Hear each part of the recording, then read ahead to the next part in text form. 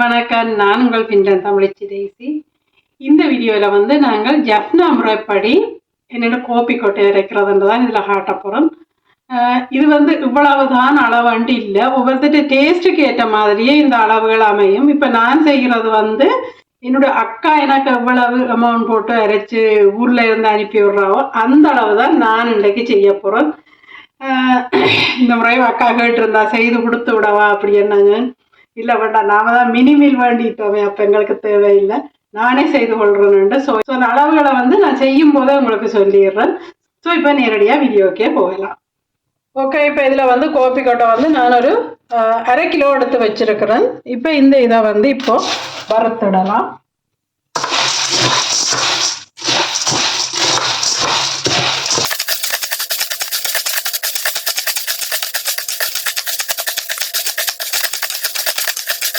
இப்போ இது கொஞ்சம் நிறத்தை கொண்டு வந்துட்டது. இன்னும் ஒரு கொஞ்சம் நேரம் நான் வறுத்துடுறேன். ஓகே, இப்போ இந்த ஸ்டேஜில் இப்போ நான் இதை குக்கரை ஆஃப் பண்ணிடுறேன். ஆஃப் பண்ணிட்டு இந்த சூட்டிலேயே ஒரு கொஞ்சம் நேரம் இதை வறுத்துடுறேன். ஓகே, இப்போ இதை வந்து வேறு ஒரு பாத்திரத்தில் நான் மாற்றிடுறேன். ஓகே, அதுக்கப்புறமா நான் இது ஒரு 1.5 கப் மல்லி எடுக்கிறேன். அதாவது இந்த கப்பால் 1.5 கப் மல்லி. இப்போ இதையும் போட்டு வறுத்துடலாம். சேம் தான், அதே கலருக்கு பிறந்தனைக்கும் இது கைவிடாமல் கிளறிக்கொண்டே இருக்கணும். ஸோ எஃப்னால வந்து இந்த கோப்பி வறுக்கிறதுக்காக மல்லி சீரகம் எல்லாமே நாங்கள் ஆட் பண்ணுவோம். ஸோ அது வந்து உடம்புக்கு நல்லது, எல்லாருக்கும் தெரியும். அதோட வந்து வேர்க்கொம்பும் இதுக்குள்ளே ஆட் பண்ணுவோம். இது கை விடாமல் அப்படியே கிளறணும், இல்லாட்டி போனால் அரைவாசி எரிஞ்சு அரைவாசி வறுபடாமல் இருக்கும். அதனால் கை விடாமல் இதை கிளறிக்கொள்ளணும். இப்போ மல்லி வறுத்து முடிஞ்சது. அதே பாத்திரத்திலே மல்லியையும் கொட்டி கொஞ்ச நேரம் ஆற விட்டுடலாம். அதுக்கு பிறகு 1/2 கப் சீரகம் இதையும் இப்போ வறுத்து.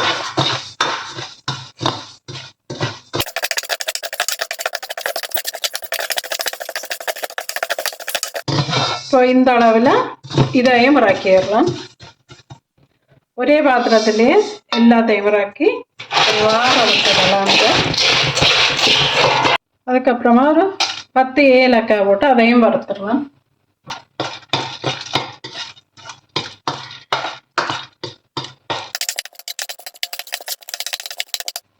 ஏலக்காய் வந்து கட்டாயம் இல்லை, உங்களுக்கு விரும்பினா போடலாம், இல்லாட்டி விடலாம். நான் வாசத்துக்காக ஏலக்காய் போடலாம். ஓகே, இப்போ ஏலக்காய் நல்லா வழி தோல் எல்லாம் கருகி நல்லா வரப்பட்டுட்டது. இப்போ அதையும் இறக்கிடுறேன். இதில் வந்து வறுக்க வேண்டியதெல்லாம் வறுத்தாச்சுது. இதில் வந்து வேர்க்கொம்பு போட வேணும். இந்த இதுக்கு ஊரில் வேர்க்கொம்பு போடுறது, இங்கே வேர்க்கொம்பு எனக்கு கிடைக்கல. அதனால் வந்து நான் பவுடர் வேண்டி வச்சுருக்கிறேன், வேர்க்கொம்பு பவுடர் இது. ஸோ அரைக்கும் போது மிஷினில் போட்டு இதை நான் அரைச்சிடுறேன். இதில் எழுதியிருக்கு, இங்கத்தை பாசையில் எழுதியிருக்குது. ஸோ இதை கொஞ்சம் நேரம் ஆற விட்டுட்டு அதுக்கு ஆறுன அப்புறமா இதை வறுத்துடலாம். இப்போ மினிமில் எடுத்து நான் செட் பண்ணி வச்சுட்டேன். அதுக்கப்புறமா வறுத்தெடுத்த எல்லா இன்க்ரீடியன்ஸையும் இப்போ மில்லில் போட்டு அரைச்சி எடுத்துடலாம்.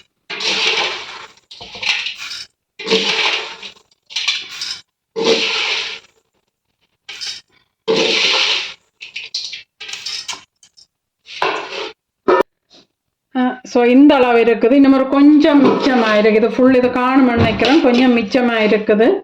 இதை முதல் நான் அரைச்சிடுறேன்.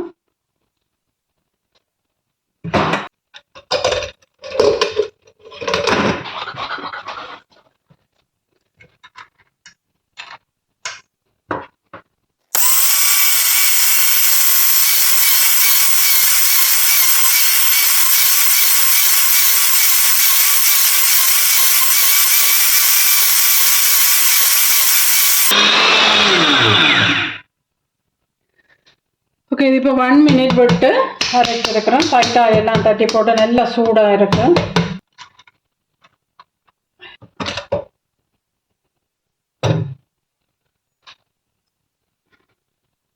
நல்ல பவுடராக வந்திருக்கு. ஸோ இப்போ ஃபர்ஸ்ட் டைம் நான் அந்த வேர்க்கொம்பு போட மறந்துட்டேன். ஸோ இப்போ செகண்ட் டைம் போடக்கலாம் நான் வேர்க்கொம்பு போட்டு அடிக்கிறேன். இப்போ இதை வந்து பெரிய வேறு பாத்திரத்தில் மாற்றிடலாம். ஸோ இது இறக்கும் போதெல்லாம் இந்த பிளக்கி எடுத்துட வேணும். நான் முதலே சொல்லியிருந்தேன் இந்த வீடியோவில். பார்க்காதவங்களுக்காக டிஸ்கிரிப்ஷன் பாக்ஸில் நான் கொடுத்துட்றேன்.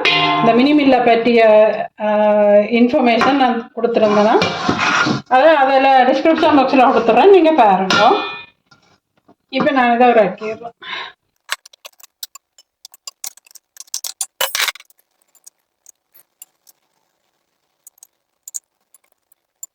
ஸோ இது நல்லா சூடாக இருக்குது. அதனால் இன்னும் ஒரு கொஞ்சம் நேரம் இதை வெயிட் பண்ணலாம். அது மட்டும் இதை நான் வந்து அரிதாட்டிலே அரிச்சிடுறேன். ஓகே, இந்த அரிதாட்டு வந்து இது வந்து நல்ல சின்ன கண்ணுள்ளதுதான். இந்த தட்டு வந்து இந்த மினிமில்லோட சேர்ந்து தான் வந்தது. இன்றைக்கு நான் இதை யூஸ் பண்ணுறேன். ஆனால் கொஞ்சம் குட்டியாக இருக்குது. இப்போ லேட்டாகும், ஆனால் லேட்டாக தான் பரவாயில்ல. இதையே இன்றைக்கு நான் யூஸ் பண்ணுறேன். கொஞ்சம் கொஞ்சமாக தான் போட்டு அரைக்க வேணும். இது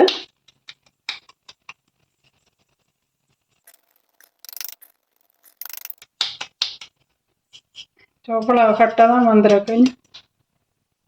ஸோ இதை நான் புறம்பு எடுத்து வச்சுட்டு செகண்ட் டைம் அரைக்க அரைச்சிடுறேன்.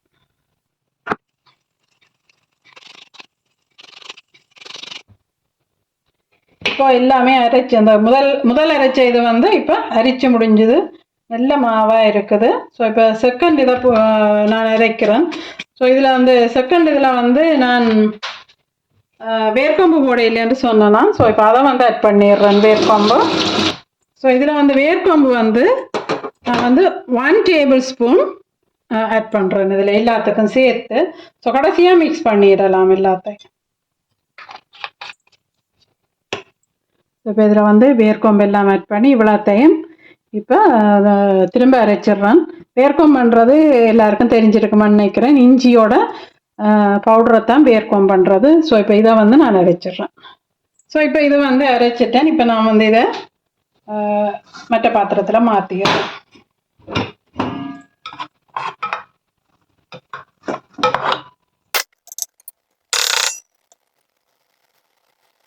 எடுத்ததையும் இப்போ ஃபுல்லாக அரைச்சிடுறோம்.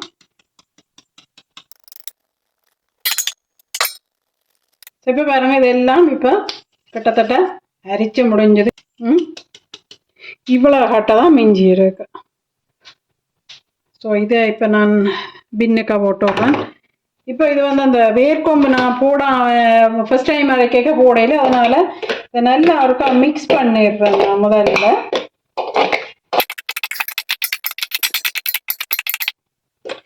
இதை மிக்ஸ் பண்ணிட்டேன். நாங்கள் எவ்வளோதான் இதை மிக்ஸ் பண்ணினாலும் அந்த ஒன்றோட ஒன்று சேராது இந்த வேர்க்கொம்பு. ஸோ அதனால் வந்து திரும்ப இருக்கா மினிமில்லில் ஓடு ஒரு 30 செகண்ட் இது இருக்கா திரும்ப இருக்கா அப்படியே அரைச்சிடும். நான் அரைக்கலாம், ஆனால் திரும்ப வந்து அரிக்க தேவையில்லை. ஸோ இப்போ இதை வந்து மினிமில்லில் திரும்ப இருக்கா போட்டு இருக்கா அதை அந்த மிக்ஸ் பண்ணிடுறதுக்காக ஒரு கொஞ்ச நேரம் 15 செகண்டும் காணும். அவ்வளோ போட்டாலே போதும். ஸோ இப்போ நான் வந்து இதை ட்ரான்ஸ்ஃபர் பண்ணிடுறேன். இதில்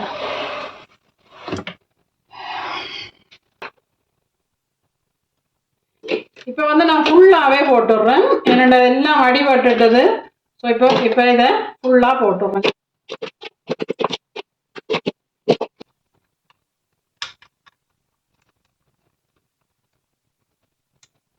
இப்போ வந்து ஒரு 15 செகண்ட் இதை நான் ஆன் பண்ணுறேன்.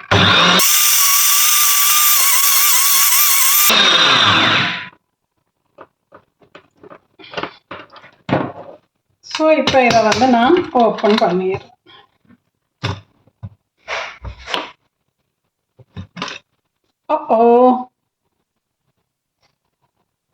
சைட்டால கவன மாத்திரம் அடியெல்லாம் கொட்டுண்டோம். இப்போ நான் மற்ற இதில் வந்து மாற்றிடுறேன்.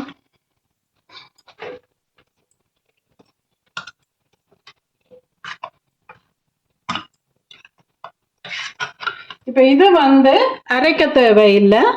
இனி அப்படியே நல்ல இறுக்கமான போத்தில் வச்சு பாவிக்கலாம். இது இப்போ கோப்பி கொஞ்சம் சூடாக இருக்குது. ஒரு ஆற விட்டு நான் போத்தில் போட்டு வச்சிடறேன். வந்து கையை உள்ள வச்சிடாதேங்கோ, சூடு. அதோட வந்து கொஞ்சம் ஆபத்தான பொருள், அதனால ப்ரஷ்ஷாலேயே தட்டி எடுத்துடலாம். இந்த ப்ரஷ்ஷும் இதோட வந்த ப்ரஷ் தான். இந்த மிஷின் வந்து தண்ணி விட்டு கழுவக்கூடாது, துடைச்சி தான் எடுக்கணும். ஸோ ஈரச்சீலையால் அது கொஞ்சம் சூடு ஆறட்டுக்கும்.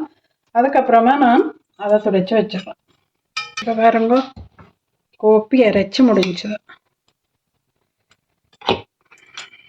இப்போ நான் கோப்பி அரைச்சி களைச்சி போனேன். அதனால் இதில் ஒரு கோப்பி குடிச்சிட்டு தான் நைட் சமையல் செய்ய போகிறோம். ஆறவனும் கொஞ்சம் சூடாக இருக்குது, கொஞ்சம் ஆறட்டுக்கு. இப்போ வந்து நான் என்னுடைய டேஸ்ட்டுக்கு ஏற்ற மாதிரி ஒரு 3/4 டீஸ்பூன் காஃபி ஆட் பண்ணுறேன். அதோட ஒரு 1.5 டீஸ்பூன் சுகர்.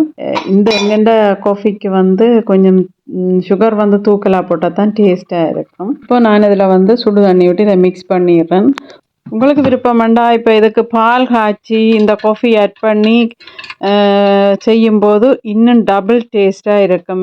இது வந்து இப்போ நான் வந்து இதை வேறு ஒரு கப்பில் நான் வடித்து காட்டுறேன். இதை கட்டாயம் வடிக்கணுமெண்டு இல்லை, உங்களுக்கு இவ்வளோ கட்டை வருதுன்னு காட்டுறதுக்காக தான் வடிக்கிறேன். பாருங்க, இவ்வளோ தான் வந்திருக்கு. இந்த வடிதட்டு வந்து நோமல் அரிதட்டை விட சின்ன கண்ணாக இருக்கிறதால இவ்வளோ வந்திருக்குது.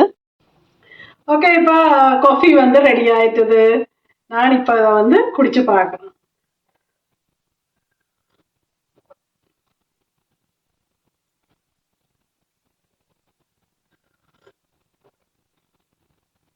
நல்ல டேஸ்டாக இருக்கு. நான் சுகர் வந்து கொஞ்சம் குறியத்தான் போடுறேன்னா, காஃபிக்கு வந்து கொஞ்சம் கூட சுகரோட தான் இன்னும் நல்லா இருக்கும். ஆனால் நான் குறிய பாவிக்கிறதால வைக்கிறேன். ஆனால் நல்ல டேஸ்டாக இருக்குது. அந்த ஊர் வாசனை அப்படியே வருகுது. ஸோ யாருக்கெல்லாம் இந்த ஃபின்லாந்து தமிழச்சியோட காஃபி பிடிச்சிருக்கு, ஸோ பிடிச்சிருந்தா மறக்காமல் சப்ஸ்கிரைப் பண்ணி பெல் பட்டனை வளர்த்தி லைக் பண்ணி கமெண்ட் பண்ணி ஷேர் பண்ணுங்க. நன்றி, வணக்கம். உங்கள் டெய்சி.